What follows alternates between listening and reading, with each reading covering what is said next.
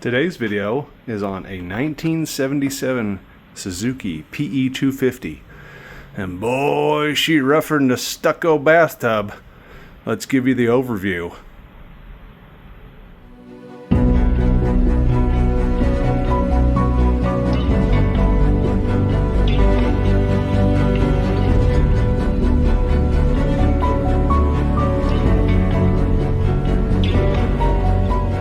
Boys, to start out with, we've got ancient tires. I think these were around when Fred Flintstone was paddling his car around. They're hard as a rock.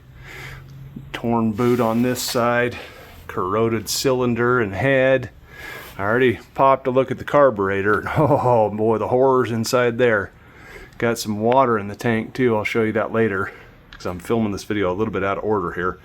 But yeah, I confirmed there was water in this and in the tank too, so we're going to take this off and deal with that. Plastics, oh, crunchy. Look at that, yucky. Sprocket, not so great. We could run it for a minute, not so great. Looks like we're missing the sprocket guard up here too, and it's busted off in the case. We might have to figure out what we can do about that.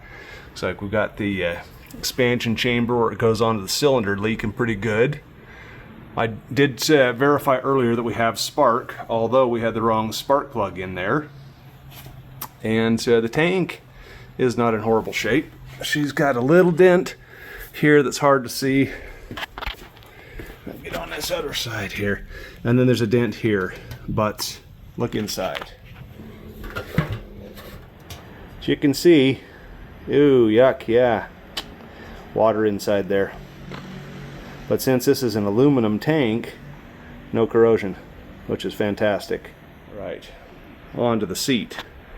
She's not great, but somebody at least went to the trouble to cover it with something. So that saved more of this foam. I can rebuild this, and a new seat cover is about 45 bucks. The plastics are what's gonna get you.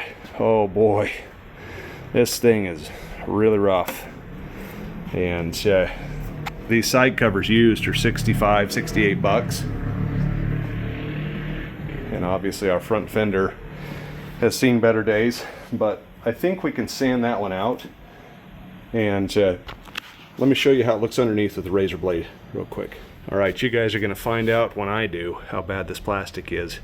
I do have a plastic restore kit, plastic renew.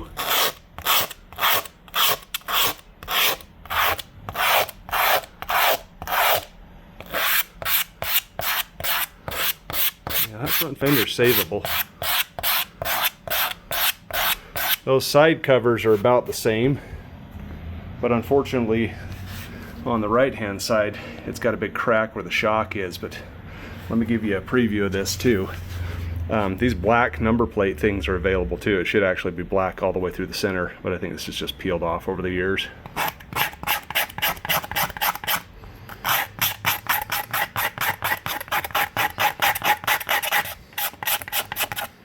So yeah, we'll do some sanding on those and fix them up as best we can, and probably just glue this fender for now until I decide whether I want to get some plastics for it or not. And that'll be determined on whether this thing runs and how loose this thing is. You know, like, she's greasy, so it's probably leaking from every orifice possible. And yeah, I know some water's got down inside that engine, and we're having a problem with the Kickstarter. So let's get on to this. We'll do a compression test and reveal what horrors lie beneath. It looks like we've got 3,937 original miles, if this works. Let's see if this cable's on here. And obviously the glass, or plastic as it were, is cracked. Well, cable's hooked up. Let's see, looks like we're hooked up down here at the wheel too. Yeah, we got the cable on there. So miles look like it's probably original. This brake up here is pretty seized up as well. And just a side note, looking at these brakes on this PE, they're impressive. Look at how big those are. That is a big brake drum. So I watched a video from Garage to Trail, and he was saying these brakes actually work very well, and so does the suspension. And you know, this bike is very complete as well. The only thing I know that we're missing is the little number plate that goes up here. And they do sell some generic ones that are about the right shape and color. They just don't have the cutout, so that would be really easy to fix. Alright, I'm going to try and awkwardly balance the bike and the compression tester here. So here we go.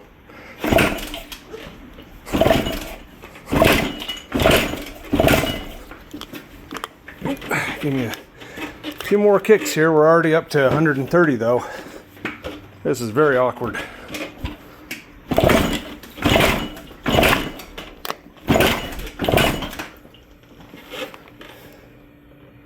Okay, that's where we ended at. About 140. Let me give it a few more kicks here without holding the camera. Alright boys, I'd call that 140 just about on the money. That's pretty dang good. I think this bike will run.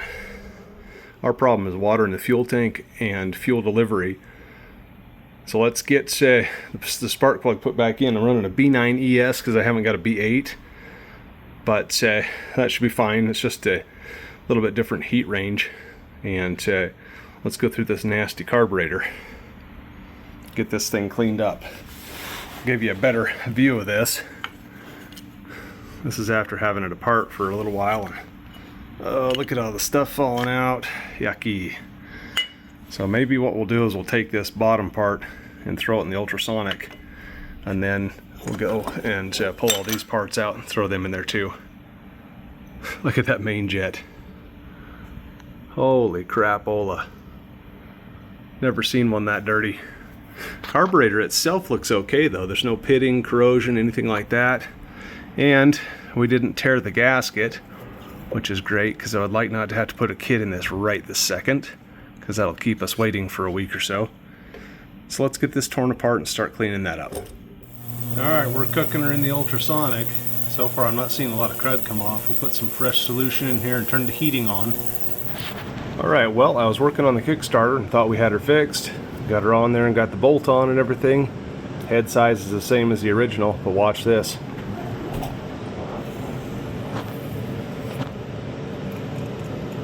That's got our case, and that thing goes. I don't know what's up with that, but we're gonna have to fix that, and I'll probably have to weld up this case. That makes me pretty mad. I didn't see that, and that looks like it's cut right through it. So first setback, that's kind of how yesterday went altogether, but let's go ahead and get this oil drained out and see what's in there, if anything, and see if we're running dry. I cracked this loose previously. This thing was on here so tight. So let's just take this off here, and so let's just take this off here and see what we find draining out of here. Wonder if it's going to be water.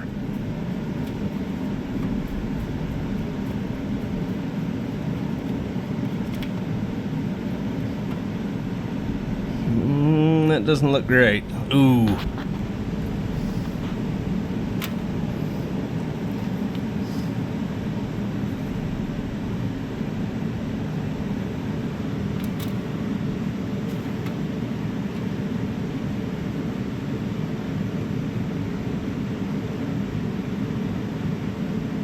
Well, you know, the oil itself doesn't look too bad, but then you get the sludge buildup in there. That oil looks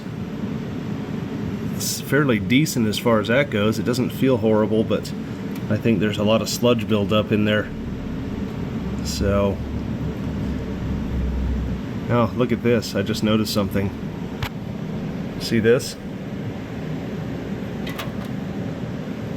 We're missing a bolt. I was wondering why this motor was moving so much when I was kicking it, and now we know. So we got a few things to fix. We may end up just splitting the case on this bike. I wanted to take these apart and sandblast and paint them anyway, and then possibly deglaze the cylinder. So I think what we'll do is we'll just let this drain. I'm going to come back and fix this clutch case and see why this isn't stopping. And we're just going to let this drain, and then we're going to figure out this Kickstarter situation. Worst case scenario, I can buy another case. I hate to have to do that. I wish I'd have seen that, because I just basically put it back how it was, and it matches the schematics too. So I don't know if something's wrong internally, but you know, it's not locking up anymore. I can kick it over, so who knows. Alright, I saved the original Suzuki bolt, and I lied to you. There is a difference there. That top of the head on this one's a little taller.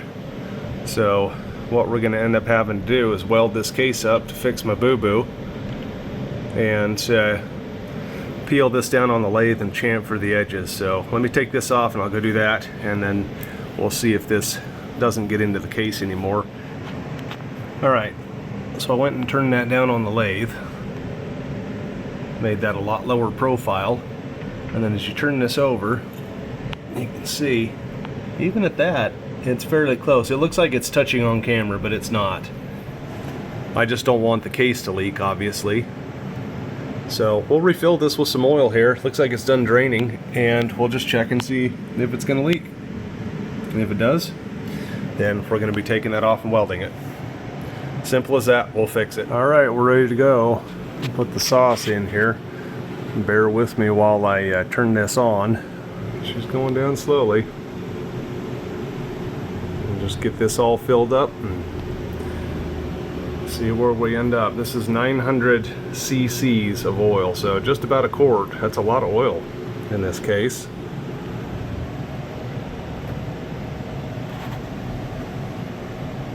Haven't got anything dripping out the bottom yet, so that's good. There's no crush washer on here.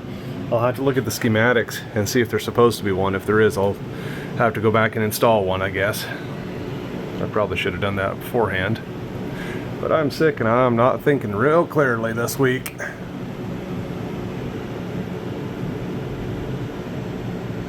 It's all in. So far so good. Looks like that plug is still sealing pretty well.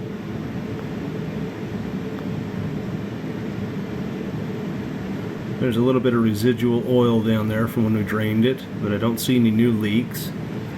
And, you know, I look at this situation and say, well, I'm probably going to have to take this off for two reasons now. One, that clutch is super stiff and we don't know what's going on in there.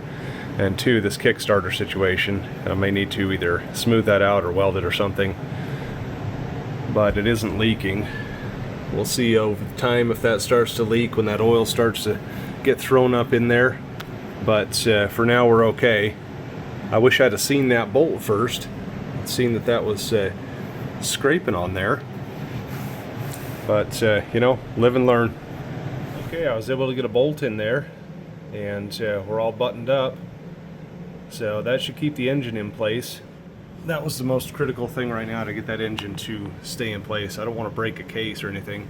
We've already had our little incident over there. We don't want anything else. So I'm spraying this down at WD-40 to kind of try and dissolve some of this baked on goo. You can see this has been leaking here pretty bad. So you might wonder what that stuff is on my pants. You might ask why my pants are wet. Well, let me show you why. Oh my goodness. The exhaust pipe is full of something. I am assuming water mixed with oil, but oh, gross. Look at that. Well, we got the head off, and well, we're just batting 1,000 today. Despite my best efforts at being gentle, I just tapped on the edge of that with a mallet, and look what we got here. We got a busted fin, and that's my fault right there. The piston is covered in that same awesome goo, so that is not good. It's like a rusty junk. So I'm going to clean that off and then try and get this cleaned up and not get that down inside the engine when we take this cylinder off. See what happens.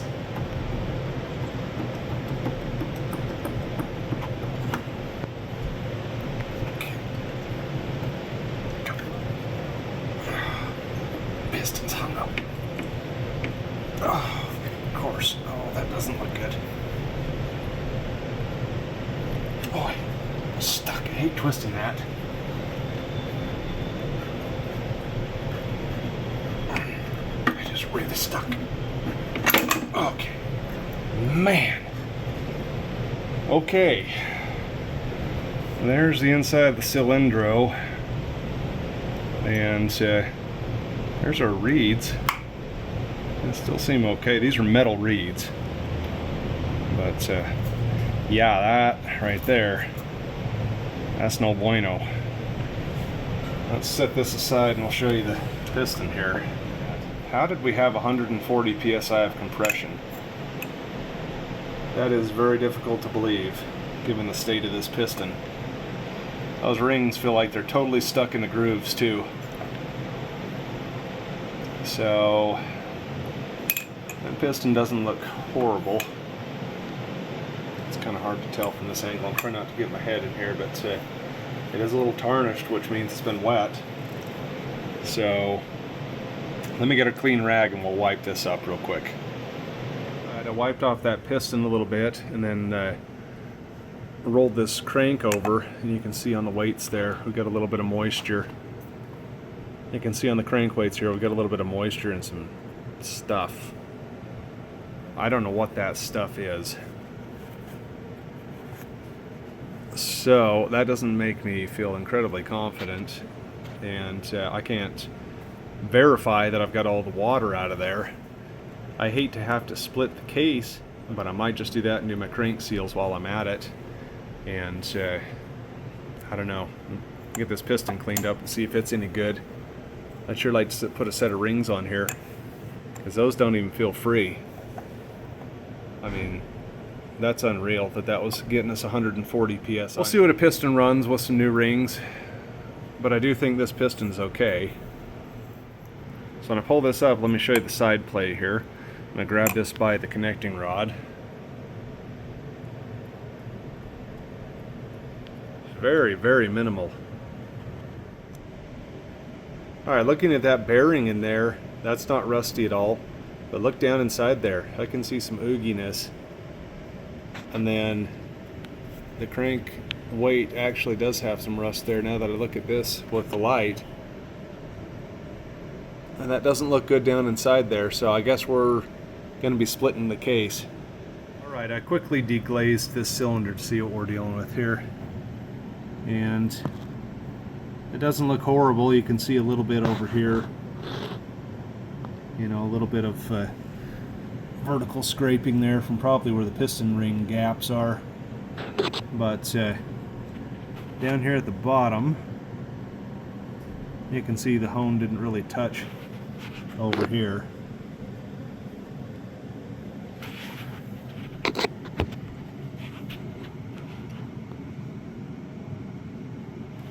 So we might do that a little bit more, but I want to check and see what we're at here first. So let me do that. Well, boys, I had a bright idea to get the air hose in there and blow out what looked to be a little bit of water. Big freaking mistake.